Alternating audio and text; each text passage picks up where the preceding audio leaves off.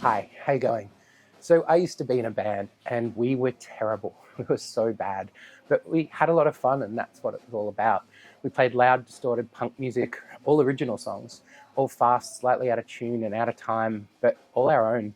There may have been some heavy influences from our favourite bands of the time, influences that sometimes verged on intellectual property violations, but regardless, we wrote and played our own music. Punk-inspired lyrics over distorted four-chord guitars, simple bass lines, and drum beats coming out of the cheapest second-hand drum kit we could find at the time. And the reason we played all original songs is not the obvious one.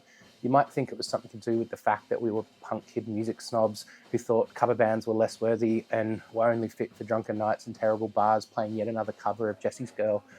Or maybe something to do with artistic integrity, or even that want that some of us have to unleash our potentially misplaced creative urges onto the world. But in reality, it was none of those things. Whether or not we realized it, or whether we would even admit it to ourselves if we did, we played original songs because we weren't good enough to play covers. This may seem counterintuitive, but originals are easier. It's easier to put something new out into the world than to copy something that already exists. A cover will always be compared to the original song it's covering, except in the cases of those songs you didn't actually know were covers, like Daryl Braithwaite's Horses. But an original work can only be judged on its own merits. It can be compared to works of similar genres. The technical aspects can be critiqued. The delivery, the presentation, they can all be studied, but no one can say that it's wrong. But if you copy things, people can point out the mistakes. They can compare you to the original, and they have a very clear reference point for what it should sound like, or look like, or be. But again, if you make something original, no one can tell you it's wrong. They can judge it. They almost certainly will judge it.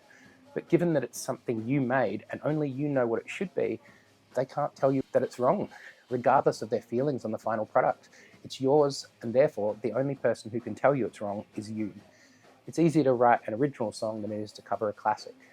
Friends would watch our band practice, and after each song they would cheer and clap and yell encore. Actually, they did none of those things. Instead, they would yell, "Get better, try harder." Both valid pieces of advice at the time, but they couldn't say that what we were doing was wrong because it was ours. So I can pick up my guitar and strum 3 random chords because 3 chords is all we really need, right?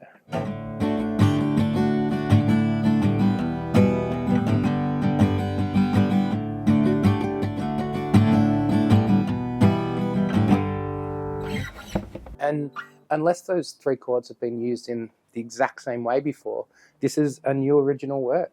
They probably have been used in a similar way, and I'm sure you'll point it out in the comments. But if I strum different chords like this,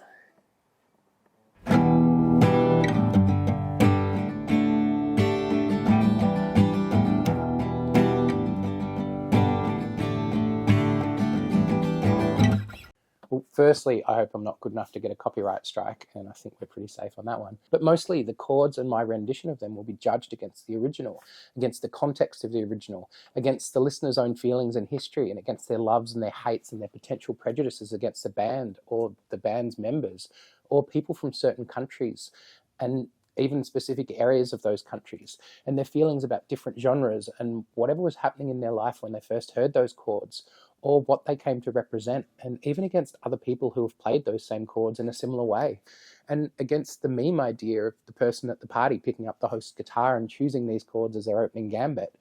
It's quite powerful, the multitudes of thoughts and emotions and views and judgments that can come from something so simple, from simple vibrations traveling through the air. But the original chords don't provoke that to the same level. They do provoke something, but in a totally different way, a different section of the brain, and they will not be burdened by the weight of everything associated with that specific popular song.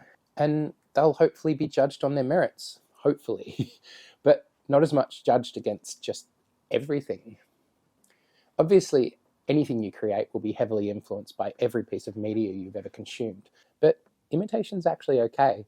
If I learnt one lesson from film school 2 decades ago, it's that in creative work, there's a fine line between plagiarism and paying homage. And it's okay to dance over that line sometimes. So go out there and create, make something new, put something creative that is a piece of you into the world. And don't listen to anyone who says that you're doing it wrong, because They're the ones who are objectively wrong in this situation. A copy can be judged as wrong, but an original work is always exactly what it's supposed to be. Anyway, I'll see you next week. Bye.